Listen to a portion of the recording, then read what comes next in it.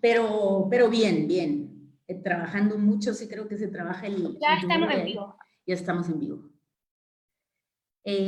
Muy buenas tardes, buenas noches a Madrid y buenas tardes a Centroamérica y Suramérica.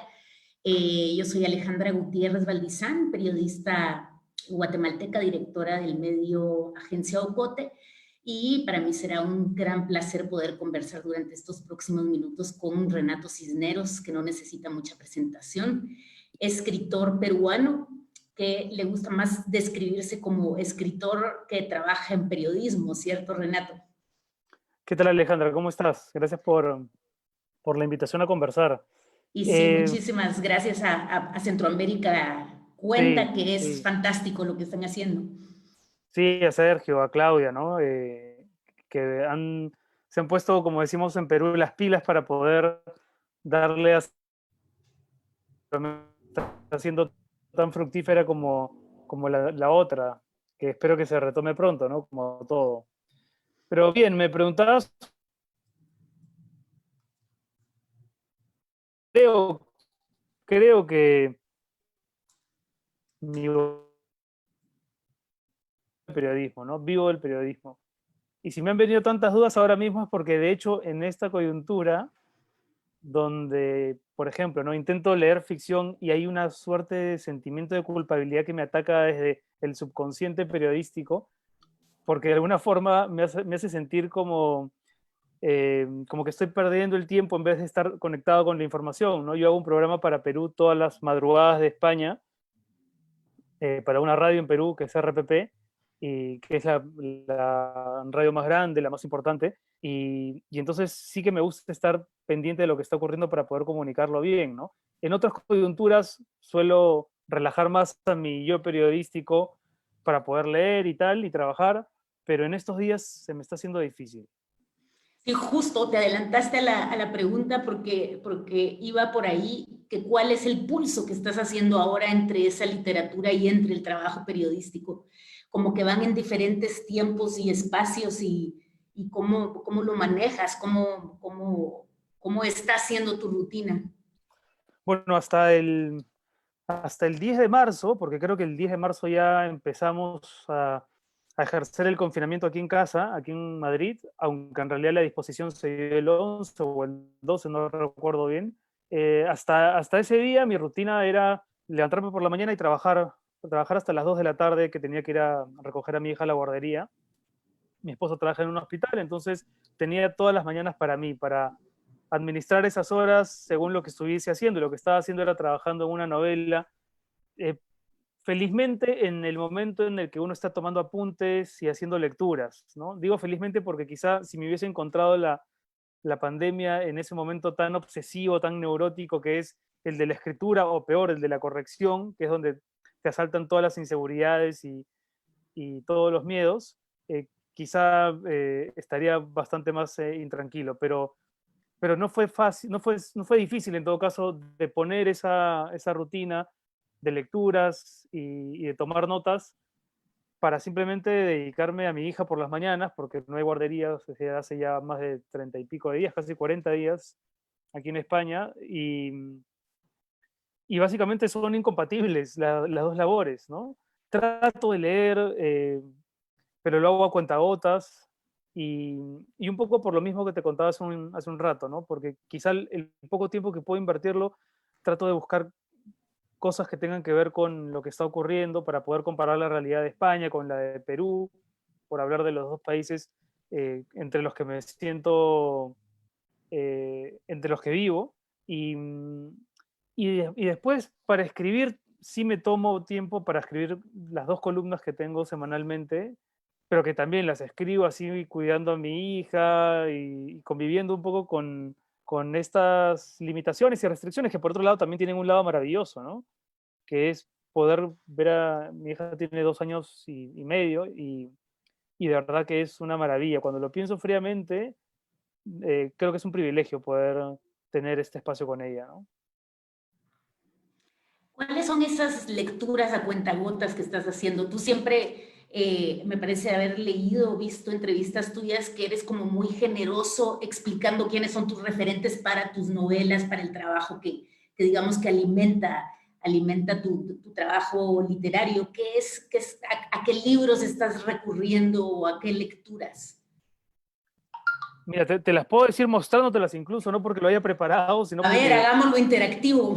justo estoy ahorita con la computadora al lado del escritorio donde suelo trabajar, pero terminé de leer, esta la terminé porque ya la había empezado eh, en febrero, una novela de Nona Fernández, que es una autora chilena, que se llama La Dimensión Desconocida, que me gustó muchísimo, que cuenta la historia de un torturador, ¿no? En la época de la dictadura en Argentina, que decide confesar sus crímenes, los crímenes tanto en los que había participado como aquellos en los que había sido testigo.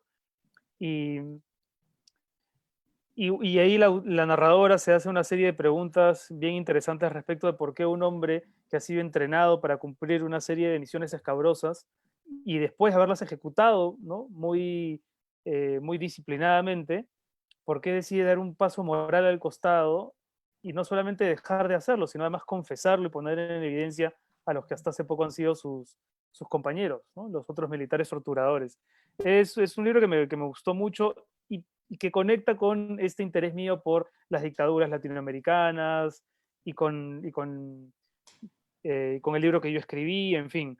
Pero lo menciono porque lo acabo de terminar de escribir, de leer hace unas semanas, no porque tenga que ver necesariamente con la novela que estaba preparando.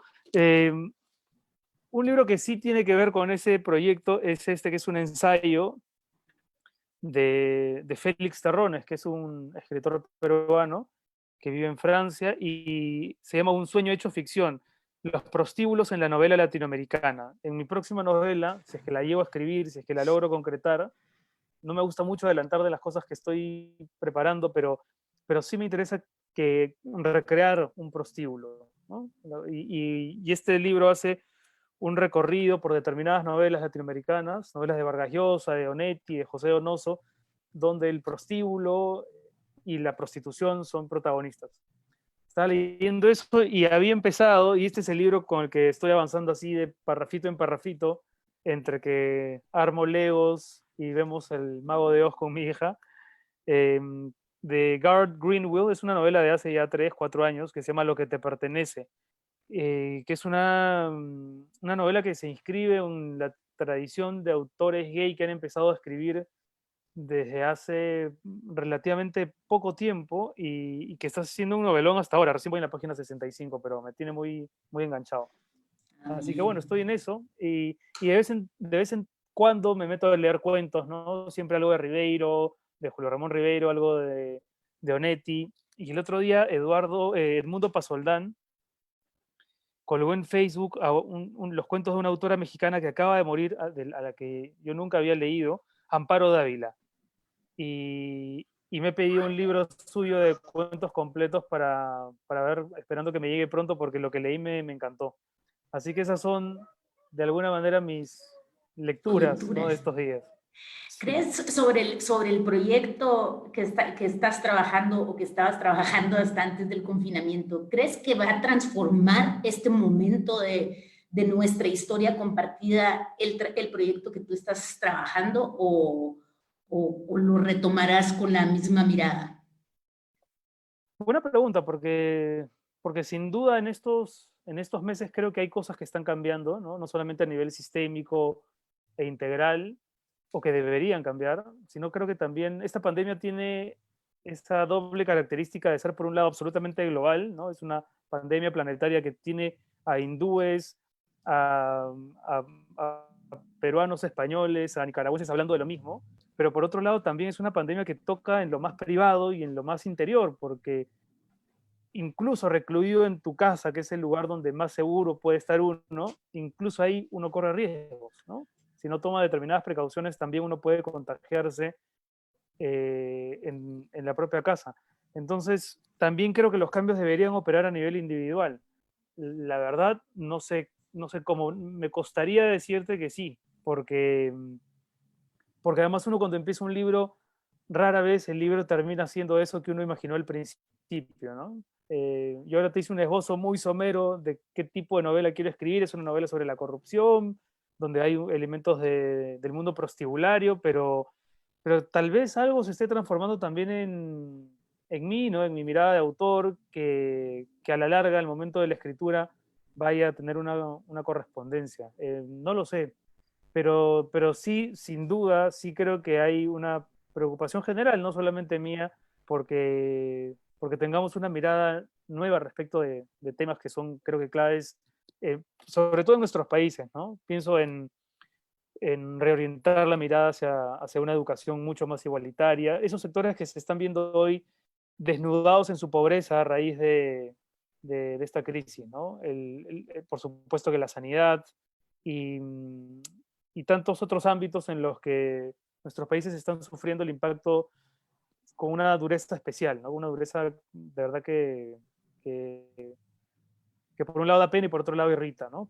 Porque pone en evidencia los muchos años de desatención y de poca empatía que han tenido los gobernantes.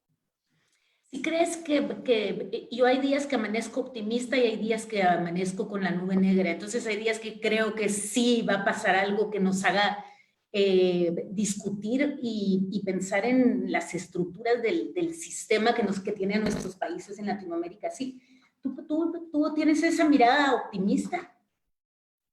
Mira, yo pienso que hace, por ejemplo, 50 años, ¿no? Nadie hablaba, estoy pensando en el Perú, pero creo que el ejemplo peruano perfectamente puede ser transferible a la realidad latinoamericana. Nadie hablaba de derechos humanos, ¿no? Ni de minorías sexuales, ni de roles de género, ni se discutía, ni se atacaba el racismo con la decisión con que hoy se ataca, o por lo menos con la que se denuncia. eh, ni se estructuraba una pregunta sobre la identidad, ¿no? Que creo que en el Perú por lo menos es un tema que en los últimos años ha cobrado muchísima vigencia. Y si 50 años atrás, ¿no?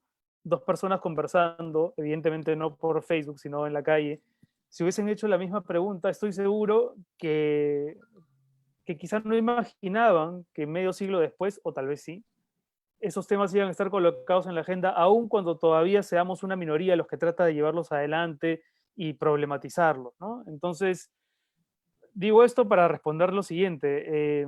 Probablemente sea una minoría, ¿no? La que sienta el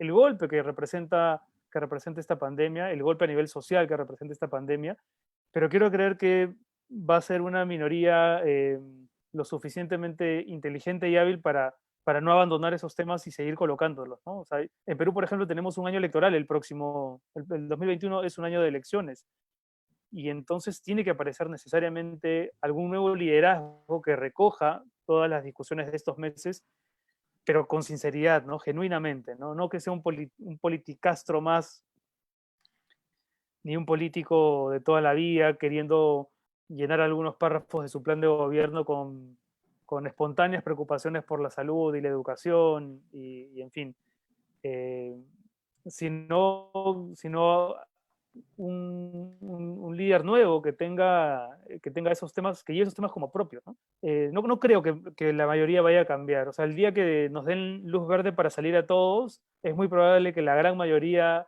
vuelva a sus rutinas con la misma actitud y con la misma mentalidad con que antes del inicio de la cuarentena. Pero sin duda, no todos van a volver a ser los mismos. En los que se opere ese cambio sean personas, eso, lo suficientemente empáticas y que tengan la decisión de poder compartir sus inquietudes con los demás y poco a poco ir contagiando al resto, por utilizar un verbo que hoy está de moda por razones negativas. En esa posición que tienes tú de un pie en Europa y un pie en Latinoamérica y en Perú específicamente, ¿cuál es digamos, cuáles serían como los grandes temas o el análisis que haces sobre cómo se vive allá esta crisis, esta pandemia y cómo la está viviendo Perú, si quieres hablar de Perú, el resto de Latinoamérica, que creo que pues tenemos todos esos vasos comunicantes que ya conocemos, Sí, ¿no? sí. Eh, a ver, te diría que por un lado, eh, a ver, España es uno de los países más golpeados con con todo el tema de la pandemia y sin duda es un golpe que lo ha acusado, que lo ha encajado y cuya dureza ha sentido, pero no todo lo que se hizo en España estuvo bien. De hecho, la reacción fue tardía. De hecho, hubo muchísimo relajo las semanas posteriores a la advertencia de la OMS de finales de enero de, de que se venía un tema pandémico grave. Y mi impresión es que es la de muchos, además, aquí en España, que es que se empezaron a tomar las decisiones con tardanza, ¿no? Y con cierto relajo. De hecho, aquí hay más relajo en el sentido que las medidas no son tan drásticas como, por ejemplo, en Perú, ¿no? En Perú, desde muy temprano, eh, se instauró no solamente el confinamiento, sino además un toque de queda para no salir, no movilizarse después de las 8 de la noche, y ahora incluso se ha ampliado y es desde las 6 de la tarde, en algunas provincias incluso desde más temprano. Aquí no, aquí no hay toque de queda, aquí se puede circular en general. Por supuesto que hay que tener cuidados, hay que ir con mascarilla, pero hay cosas tan, no sé, tan eh, como por ejemplo el delivery, ¿no? Hay delivery de comida, ¿no? Cosa que en el Perú no hay y en otros países creo que tampoco está permitido. Los niños van a salir pronto ya a pasear, pero si el sistema sanitario español, ¿no? Que es en general muy bueno, se ha visto sobrepasado por la crisis, una primera observación en ese sentido sería cómo le estarán pasando a los países donde la sanidad está llena de precariedades, ¿no?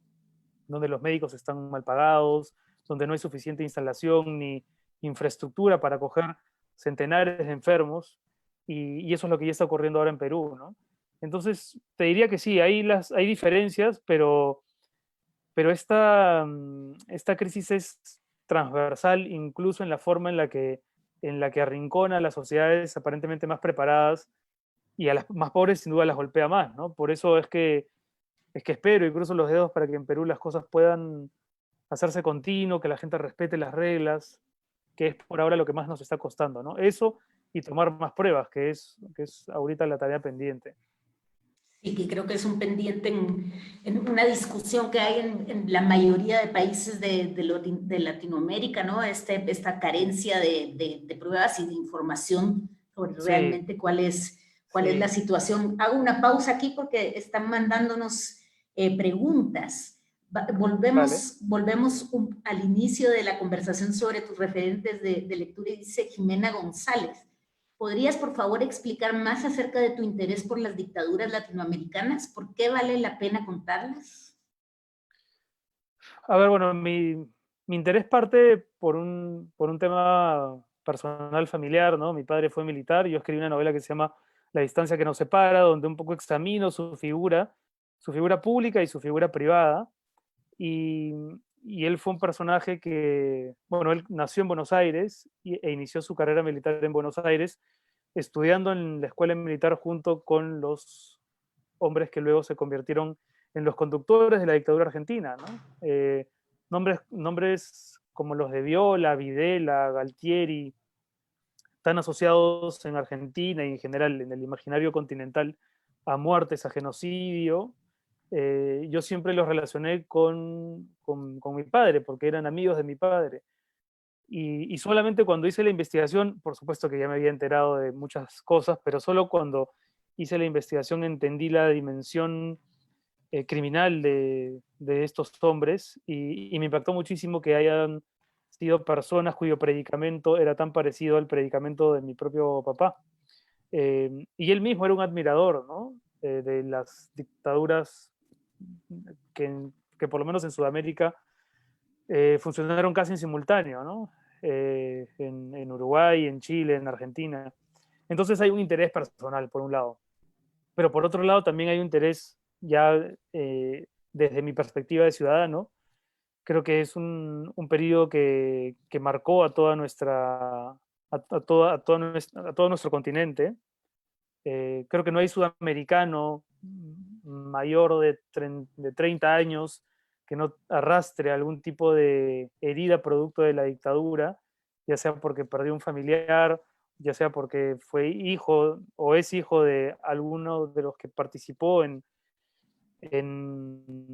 los conflictos armados, o por cualquier otra razón. Entonces, Y me parece que hay muchas lecciones que sacar de estas dictaduras. Para empezar, a defender las democracias, ¿no? En un momento se pensaba que las dictaduras eran resultado de las malas democracias. Y, y aun cuando esa tesis durante muchos años fue aceptada, pienso en los 70s, incluso en los 80s, creo que hoy ya no puede ser admitida, ¿no? Y que tenemos que defender la democracia con todas sus imperfecciones y con a veces las enormes libertades que nos ofrece, ¿no? Así que bueno, no sé si eso responde la pregunta, pero en todo caso es mi explicación. Aquí, Dorel Ramírez, haber escrito La distancia que nos separa y luego dejar la tierra fue una especie de catarsis, algo que en verdad sentías que necesitabas hacer en tu vida. Sí, sí, no sé si catarsis y necesidad son necesariamente lo mismo. A mí me cuesta aceptar la idea de que la literatura es catártica, es decir, muchas veces lo es, ¿no? Pero no siempre lo es, porque hay ciertos demonios que efectivamente se exorcizan, pero también aparecen otros.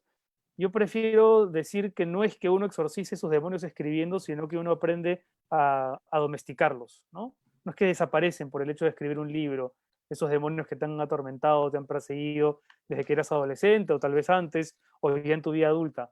Los demonios, las obsesiones, las angustias, los miedos, las fobias, están ahí y probablemente siempre van a estar ahí. Lo que te permite la literatura, en el mejor de los casos, es ponerle nombre a esos demonios, ¿no? No necesariamente extirparlos de tu vida, sino amaestrarlos de alguna forma. Y sí, escribí esos libros porque los sentía necesarios. O sea, si no escribí esos libros, quizá eh, no sé, no me hubiese, creo que no me hubiese perdonado si no me atreví a escribirlos, independientemente de que los haya escrito y que hayan sido publicados finalmente. Para mí lo importante era embarcarme en el proyecto, ¿no? Y aceptar que parte quizá de mi destino tenía que ver con escribir esos libros sobre mi familia, tan incómodos, tan mal recibidos dentro del ambiente familiar, pero que por otro lado contaban lo que yo necesitaba contar y que felizmente traspusieron el cerco familiar para dialogar con lectores como el que hizo la pregunta, ¿no? Que estoy seguro no pensaba en mi familia cuando leía, sino muy probablemente en la suya y en los secretos que su familia y todas las familias arrastran y cargan consigo, ¿no? ¿Tú leíste a yo no sé cómo se pronuncia, el escritor noruego, sueco, Karl Ove Knausgaard, Sí, Mi lucha? Nausgard, Es que sí, ajá, porque esas temáticas de la referencia al padre y luego el contar esa, la gestación, el nacimiento de sus hijos, la crianza, el cuestionamiento sobre la masculinidad. Entonces, me hace como un eco, ¿no? A tu trabajo. sí, bueno, leí un montón de novelas sobre el padre, eh, aceptando que existe una suerte de subgénero literario, ¿no? Que es la literatura del padre. Y leí a Nausgard, bueno, leí el primer libro y leí dos más, no leí todos los tomos de Mi lucha, para ser franco, pero leí Un hombre enamorado y leí, creo que es Bailando en la oscuridad, no estoy seguro si es ese. Eh, y me gustó mucho, me gustaron mucho los libros que leí porque los sentí firmados por un autor que lo que hacía era desnudar sus más profundas incomodidades, ¿no? Y yo creo que después de todo, un escritor es alguien que está incómodo con algo, que vive con una incomodidad permanente, ya sea con una incomodidad bueno, con su origen, con su lengua, con su aspecto, con su nombre, con su entorno, con su educación, ¿no? Muchas veces la buena literatura surge de esa ruptura que hay entre cosas que te tocaron, que no elegiste, y las que hubieses querido hacer tú, ¿no? Eh, si uno se pone a pensar, las decisiones que toman los padres por nosotros son tantas y se dan en un periodo de la vida que es absolutamente clave, ¿no? Uno no elige nada de lo que a la larga puede sedimentar tu personalidad, ni el lugar donde creces, ni el nombre que llevas, ni la religión que se profesa en tu casa, ni la ideología política que ahí impera, ni el barrio donde vas a tener a los primeros amigos, y por mucho que uno quiera renegar de eso a los, no sé, cuando ya es legalmente permitido hacerlo, a los 18 años, ya esas decisiones ajenas, que a veces coinciden con tu perspectiva de la vida y con quién quieres ser tú, pero muchas veces no, ya es un poco tarde, ¿no? Ya crearon un sedimento que siempre te va a acompañar. Y por más que elijas ser otra persona, llamarte distinto y abrazar otras causas políticas y creer en otras cosas y cambiarte de barrio y, en fin, y vestir de otra manera a la que te enseñaron, uno siempre va a ser también esa persona que fue formada, ¿no? Eh, escribir, no sé si lo dice Javier Cercas, creo que lo dice en El Monarca de las Sombras, que él escribe para no ser escrito. Lo que hacen los padres con los hijos, con la mejor de las intenciones, la mayoría de veces, y a veces con malas intenciones, es decir, tratando de corregirse a sí mismos en el pasado, viendo a los hijos como una proyección de uno y no como los seres independientes que son, lo que hacen es escribirnos, ¿no? Los padres nos escriben, ¿no? Deciden un montón de cosas por nosotros. Y a veces la escritura surge por eso, porque hay una incompatibilidad en cómo fuiste escrito y cómo te gustaría ser, ¿no? Pareciera que hay como una especie de leitmotiv justamente en la literatura peruana, no sé, cuando hablas de eso, pues se me ocurre Vargas Llosa en sus inicios, o Bryce Echenique cuestionando ese origen y cuestionando ese espacio que no sé si con tanta intensidad la han hecho otros escritores en otros países, no sé, ahora se me ocurre. Bueno, y en Perú también Arguedas y Ribeiro de alguna Uh manera, ¿no? -huh. Bryce Echenique, efectivamente, Vargas Llosa. Bueno, no es casual, creo, ¿no? Porque Vallejo, por supuesto, en su poesía, y no es casual porque el Perú es un país como otros países en Latinoamérica que se forja, digamos, que nace a la República en medio de una serie de indecisiones y dudas respecto de qué es lo que quería hacer, ¿no? O sea, la primera generación de peruanos después de la independencia, había muchos que no estaban ni siquiera muy convencidos de que lo que les tocaba, de que el porvenir debía estar asociado con la independencia. Había gente muy acomodada con la corona española.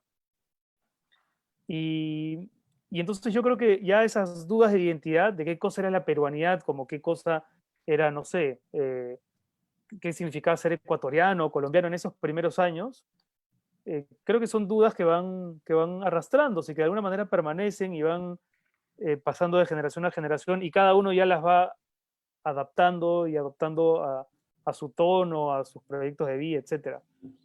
Pero yo creo que no es casual que la peruana, y creo que en general muchos países en Latinoamérica tengan tradiciones literarias donde la pregunta sobre la identidad sea constante, ¿no? Esté permanente.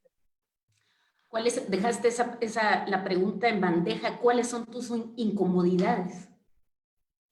Eh, Si se bueno, puede saber. bueno, en realidad creo que la mayoría de las privadas o personales ya están escritas. Espero no tener que escribir otra novela sobre ellas, o tal vez la que estoy escribiendo también trate sobre algunas. Pero, pero a ver, mis incomodidades.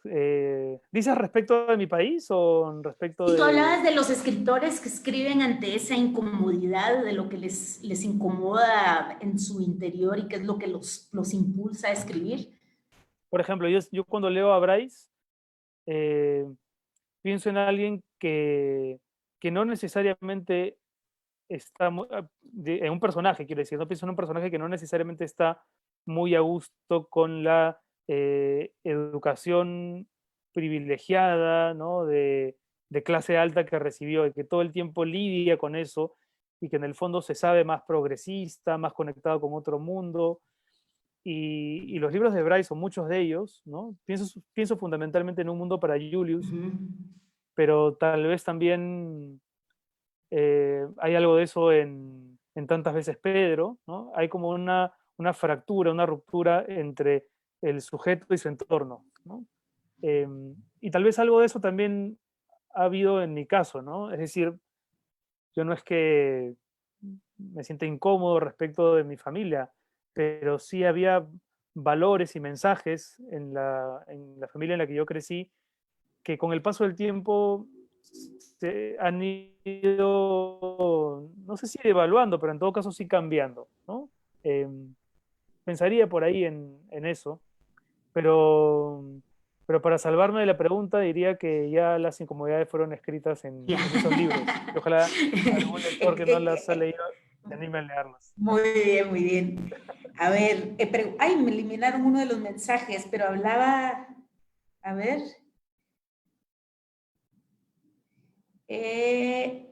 Reader Fong, ¿lograste superar tus miedos de ser padre y tener una familia ahora que tu hija está más grande? A propósito del testimonio de tu libro.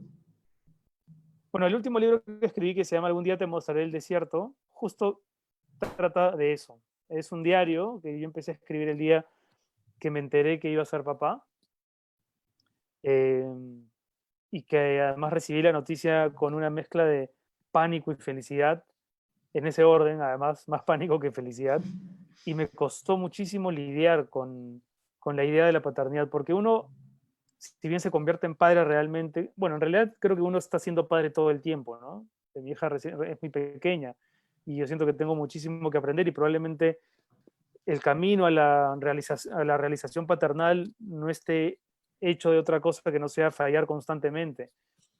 Pero la verdad es que me costaba lidiar con la idea de convertirme en padre, ¿no? O de dejar de ser lo que había sido hasta ese momento. Y ese libro recoge esas impresiones previas al nacimiento y cuento todo lo que ocurrió después, ¿no? Que fue duro, fue otro libro muy incómodo de escribir, más de publicar, porque eh, efectivamente aparecieron una serie de miedos y fantasmas. Hay un filósofo que se llama David Benatar, espero estar diciendo bien el nombre, puedo confirmarlo si me das un segundo. Creo que es David Benatar. Bueno, él tiene una posición absolutamente eh, cuestionable y debatible respecto de, de, la idea de traer hijos al mundo, de traer niños al mundo, ¿no? Él piensa que no, él es un antinatalista. Pero tiene un punto de su discurso que me interesa, que es cuando dice que la gente tiene hijos sin pensarlo, es decir, sin preguntarse por qué debería tener uno hijos, ¿no? Es casi como que se cumple una de esas misiones que durante la infancia uno escuchaba que tenían que ver con la realización personal, ¿no? Y la paternidad entra dentro de ese listado. Y a mí esa es una pregunta que me interesa, y de hecho yo escribí ese libro, por un lado, para mí, para poder ponerle nombre a esos miedos que mientras los iba sintiendo no sabía muy bien de dónde venían ni cómo se llamaban, pero también esperando que los lectores se hagan la pregunta de la paternidad a tiempo, ¿no? O en todo caso, si ya los lectores tenían hijos, que repensaran qué tipo de paternidad estaban ejerciendo. Porque en América Latina, a ver, si uno de verdad se pone a ver la enorme cantidad de casos en los que la paternidad se ejerce irresponsablemente, es dramático, ¿no? ¿Cuántos casos tenemos de abandono de hogar por parte de padres o violencia intrafamiliar? Entonces, de verdad es una pregunta que yo siento que es absolutamente válida y que debería estar siempre vigente. ¿Por qué tener hijos? ¿No? O sea, ¿cuáles son las razones que nos hacen pensar que nosotros somos personas lo suficientemente generosas para ese ejercicio tan demandante que es la paternidad? Más aún siendo escritor, ¿no? Los escritores no por algo están caricaturizados como seres absolutamente egoístas, egocéntricos, que piensan nada más que en ellos mismos, que creen que son el centro del mundo, y algo de eso hay, ¿no? Yo me acuerdo mucho que cuando estaba esperando a mi hija, mi esposa ya estaba en casa con licencia de maternidad, y yo estaba en esos días realmente neurótico, pensando en que la cigüeña ya se había convertido en un meteorito e iba a impactar el centro de mi tranquilidad. Y fui a ver una charla de Richard Ford, que estaba aquí en Madrid, había venido a dar una charla, a presentar un libro. Y Richard Ford comentó en la segunda pregunta que le hicieron que él no tenía hijos por eso, porque él era un ser muy egoísta, ¿no? Y que si él hubiese tenido hijos, sus hijos lo hubiesen padecido más que disfrutado. Y él es muy celoso de su tiempo libre, en fin, pero todo lo que decía me hacía eco en la cabeza, es decir, me sentía representado por lo que estaba diciendo Richard Ford. Y, y claro, yo ya tenía una niña en camino, entonces, bueno, de esos conflictos está hecho ese libro, y, y la pregunta era si los he superado. Bueno, yo creo que sí, algunos miedos los he superado, pero otros no, y no me parece un problema, porque, y esta es otra lección de la paternidad, pero sobre todo de esta pandemia. em, Nos han educado para rechazar el miedo, ¿no? Sobre todo los hombres. En nuestras sociedades nos han enseñado que la palabra hombre y la palabra miedo deben ir en renglones separados, que si intentas juntarlas se resisten como esos imanes que nunca se llegan a pegar porque tienen polos, son de polos opuestos o similares. Bueno, eso nos pasa a los hombres con el miedo, ¿no? Y yo creo que esa es una perspectiva errónea, es decir, también el miedo es una oportunidad. Entonces sí, algunos miedos han desaparecido o se han convertido en otra cosa, pero el miedo siempre va a estar. Creo que ser papá es tener miedo, básicamente, ¿no? Ser padre creo que es convivir con el miedo. Eh, y eso, esa es mi respuesta. Justo una de las preguntas que te iba a hacer era sobre el miedo, porque también es algo que tú comentas y de lo que has escrito. Esta pandemia de alguna manera está unificando ese miedo, ¿no? O sea, creo que alguno de esas luces o de los titulares que le podríamos poner a este momento de la historia es el miedo compartido. Sí, sí, y me parece que es importante hablar del miedo, que es útil que cada uno lo explore. Me parece que es pernicioso el uso morboso del miedo colectivo, ¿no? Cuando los medios efectivamente intentan darle a la pandemia una suerte de envoltura apocalíptica, que eso a mí me pone de muy mal humor. Pero, pero cuando el miedo se trabaja como un elemento que está en tu vida y que no puedes extirpártelo como si fuese un tumor fácil de quitar, sino que está ahí y está ahí por algo, para decirte algo de ti mismo, ¿no? Para hablar de lo frágiles que en el fondo somos, para pensar qué vulnerable era la vida en realidad que teníamos antes y que dábamos por sentada, y dábamos por sentado que siempre iba a ser así. Creo que ahí el miedo se convierte en algo útil. Ahora, también hay un miedo, por supuesto, a la incertidumbre, a no saber qué va a ocurrir exactamente, pero que está ahí, ¿no? Hace poco empecé a ver, bueno, no empecé a ver, volví a ver varias películas de Hitchcock. Como te contaba hace un rato, yo termino de hacer el programa de radio muy tarde, a las 3 de la mañana, y no me puedo dormir tan fácil. Entonces empecé a ver varias películas de Hitchcock que había visto en el pasado, pero quería distraerme de la cuarentena. Y claro, a la cuarta película, o a la tercera probablemente, o quizá con la primera, que fue Los pájaros, me di cuenta que el mundo de Hitchcock, que el universo de Hitchcock, es casi el universo de la pandemia, ¿no? Está lleno de las mismas cosas que ahora estamos viviendo, ¿no? La asfixia, la claustrofobia, los problemas psicológicos de la gente, y lo que decíamos antes, ¿no? Ese miedo a ser atacado en el centro de tu seguridad, ¿no? Cuentan en un documental, en uno que se llama 78-52, que trata sobre la secuencia de la ducha en Psicosis, esta famosa escena, Ajá. ¿no? Donde Anthony Perkins acuchilla a, no sé si es Vivian Lee, no estoy seguro. Bueno, que esa escena cambió la historia del cine de alguna manera, y los espectadores, cuando fueron a verla, cuando fue estrenada, se dieron cuenta que nunca más iban a sentirse seguros en sus casas, ¿no? La sensación era, nunca habían tenido miedo por algo que pudiese atacarte en el baño de tu casa. Y creo que de alguna manera esa reflexión que tiene que ver con una película estrenada hace más de 40 años, mucho más de 40 años, sea tan vigente, ¿no? Y sea una sensación tan contemporánea. Eh, Así que bueno, efectivamente, si toca hablar de los miedos, hay que hablar de todos los miedos, y sin pudor, sin vergüenza. Creo que más bien saldría uno fortalecido de una conversación profunda sobre a qué le tienes miedo y por qué, ¿no? Toda esta literatura distópica ha salido mucho, digamos, a debate, que ya estamos justamente en el momento en el que se situaban muchas de las obras de ficción de apocalípticas, ¿no? ¿Has pensado en ellas? ¿Te resuena alguna?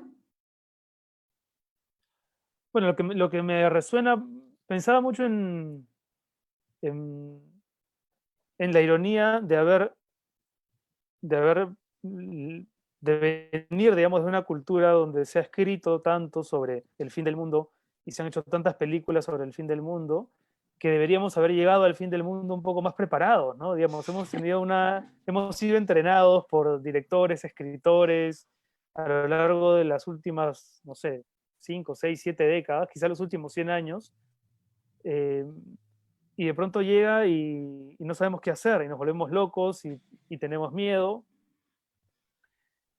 Y quizá lo que tenga que ver es que imaginábamos el fin del mundo, porque de alguna manera esta pandemia marca, ¿no? Un fin del mundo, que no es apocalíptico y no es catastrófico y no tiene nada que ver ni con el mundo que se parte en dos y que se viene abajo, sino que se desmorona de otra manera.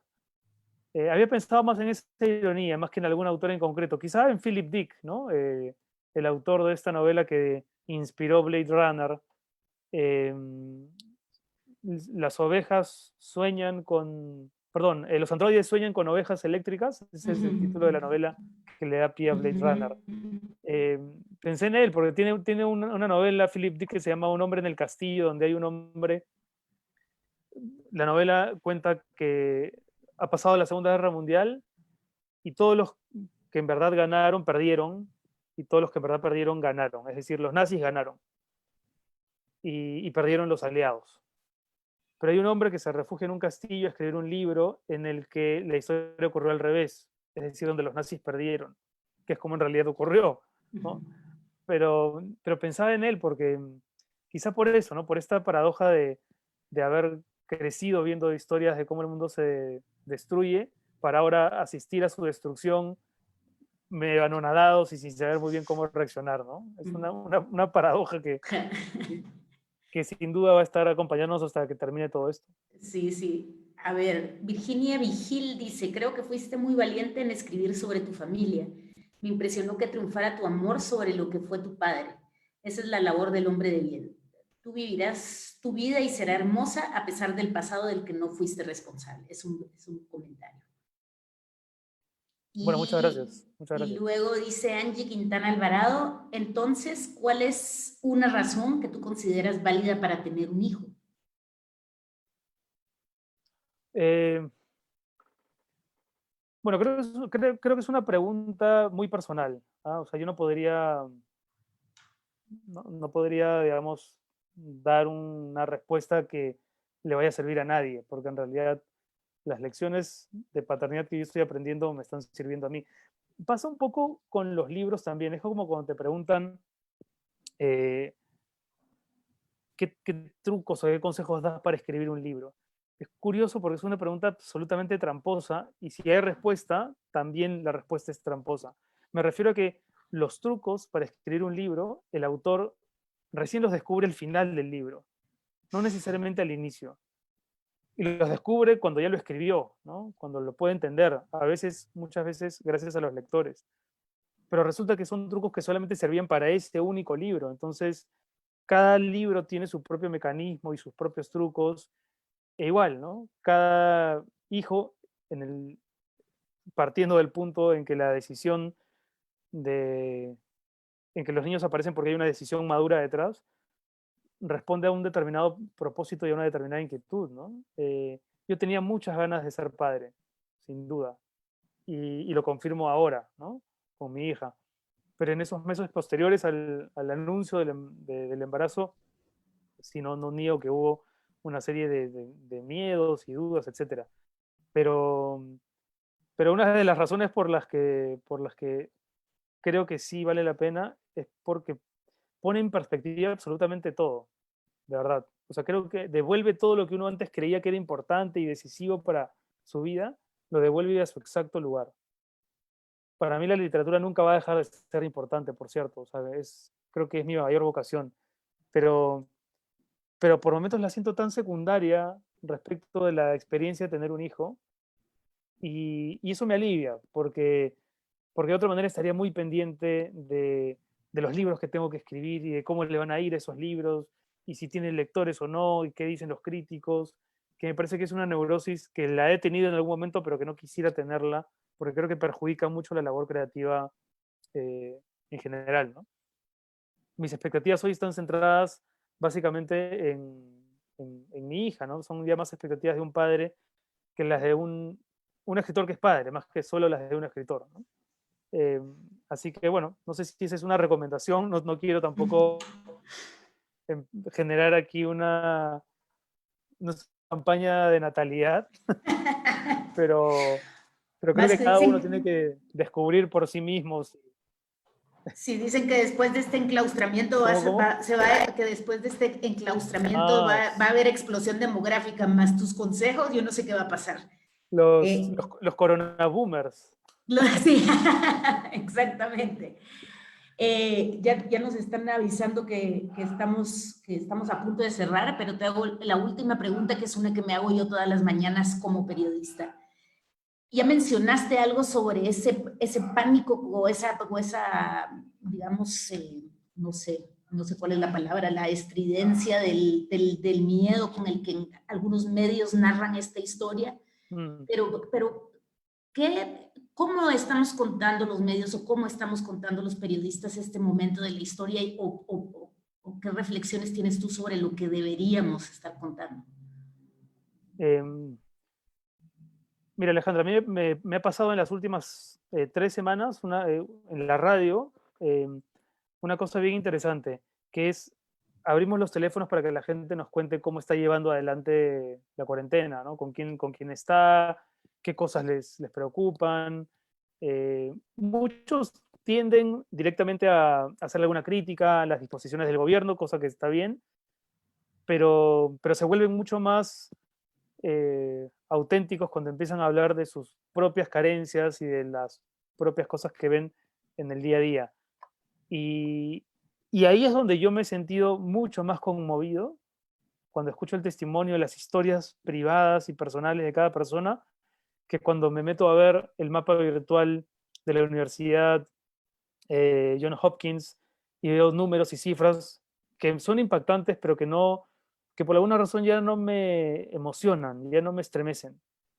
Sí me estremece escuchar a un señor de 68 años que vive en Bagua, que es una región de la Amazonía muy alejada en el Perú, que no tiene ni luz ni agua, que tiene 5 hijos que están estudiando, que no tiene televisor para ver los programas que ha dispuesto el gobierno que se emitan para suplantar la educación presencial, que solo cuenta con una radio a la que se le han malogrado las pilas y que no puede salir de su casa para comprar las pilas de la radio que le va a dar educación a sus 5 hijos en estos meses, y que por cierto no cuenta con ninguno de los bonos que el gobierno le está facilitando a la gente en extrema pobreza. Y ese hombre que cuenta lo que vive y que además se atreve a preguntarnos al aire, a los periodistas que estamos ahí, ¿y ustedes cómo están?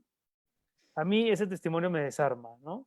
Me hace entender que soy un privilegiado por el simple hecho de poder comer y que no debería quejarme un solo segundo de estar viviendo esto cuando en realidad eh, mi situación es totalmente dichosa en comparación con un cuadro como el que él describía, ¿no?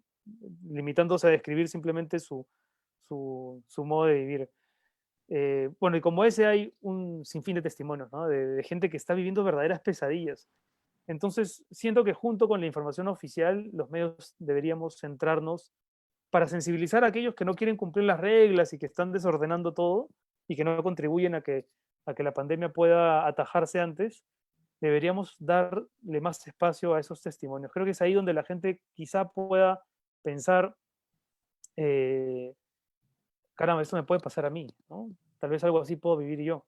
Un sanitario español hace poco dijo, ¿no? Cuando hablaba aquí en Madrid hay un sitio que se llama el Palacio de Hielo, que es un sitio de esparcimiento, un centro comercial donde hay una eh, donde hay una pista de hielo para patinaje y que se convirtió en una especie de morgue, ¿no? Tuvieron que habilitarla como morgue para albergar 440 féretros, ataúdes todos los días, ¿no?